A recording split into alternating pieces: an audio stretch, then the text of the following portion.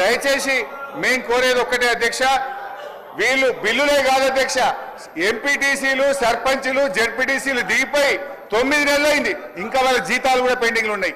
1వ తారీఖు జీతం ఇస్తామని చెప్తారు. జెడ్పీ చైర్మన్లకు జెడ్పీటీసీలకు ఎంపీటీసీలకు దిగిపోయి 9 నెలలైనా 3 నెలల జీతాలు పెండింగ్ ఉన్నాయి అధ్యక్ష. ఆ జీతాలు ఇయరైతే పనిచేసిన దానికి బిల్లులు ఇయరైతే వాళ్ళు మిత్తిలు కట్టలేక అప్పులు కట్టలేక ఇవాళ చాలా బాధల్లో ఉన్నారు.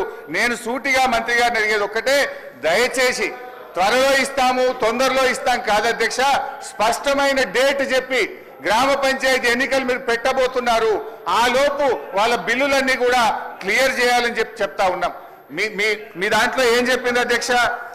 ఈరోజు ఇది మీ మేనిఫెస్టో, కాంగ్రెస్ పార్టీ మేనిఫెస్టోలో ఏం చెప్పింది అధ్యక్ష?